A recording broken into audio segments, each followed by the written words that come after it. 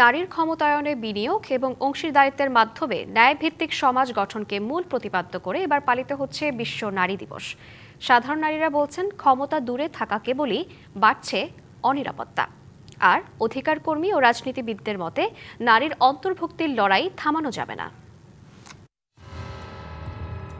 বাংলাদেশে প্রতি 4 জনের মধ্যে 3 জন অর্থাৎ 76% নারী জীবনে অন্তত একবার সহিংসতার শিকার হন, এমন তথ্য বিবিএস এবং ইউএনএফপি এর। শুধু গত মাস অর্থাৎ ফেব্রুয়ারিতেই ধর্ষণের শিকার হয়েছে 32 জন কন্যা শিশু।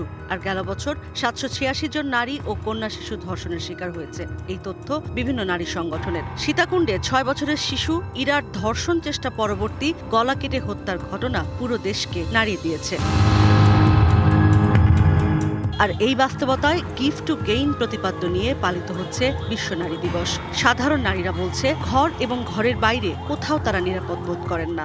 আমরা রাস্তায় চলতে ভয় পাই, কখন কোন একটা অ্যাক্সিডেন্ট হয়ে যায়, কারণ রাস্তায় প্রচুর ধরনেরই থাকে। বাসে উঠতে পারি না, স্কুলে যাতায়াত করতে পারি না। একটা বাসে উঠতে গেলে আমাদের প্রথমে বাধা দিচ্ছে, আপনারা নারী, আপনারা উঠবেন না, মহিলা উঠবেন না, মহিলা সিট নাই। নারীকে ঘরে আটকে রাখার রাজনৈতিক ষড়যন্ত্র এবার ভোটে নারী রুখে দিয়েছে বলে মনে করেন নারী রাজনীতিবিদরাই। গত 17 মাসে আমাদের উপরে কি হয়েছে এটা আমরা সবাই কম বেশি দেখেছি, এবং নারীর যে ব্যালটের শক্তি সেটা দিয়ে কিন্তু নারী তার জবাবও দিয়ে দিয়েছে। নারীর মধ্যে 10 ভুজা রূপ, নারীর শক্তি, ভেতরের শক্তি অমিত শক্তি। না হলে একটা নারী তো সৃষ্টিকে চালিয়ে নিয়ে যায়, নারীর শক্তির তো কোনো সীমা নাই।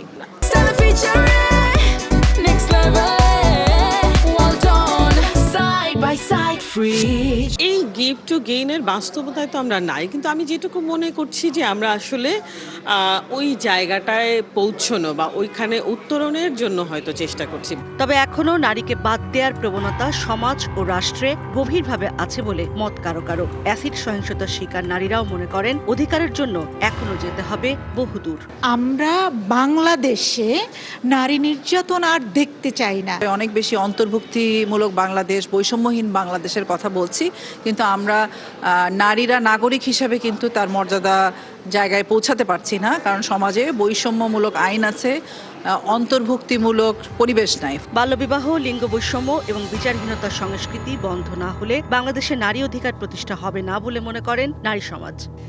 শিশু ইরার ধর্ষণ ও মৃত্যু, পদে পদে নারীর অনিরাপত্তা বোধ আর সব ক্ষেত্র থেকে নারীকে বাদ দেওয়ার যে প্রবণতা, সেই বাস্তবতায় দাঁড়িয়ে পালিত হচ্ছে বিশ্ব নারী দিবস 2026।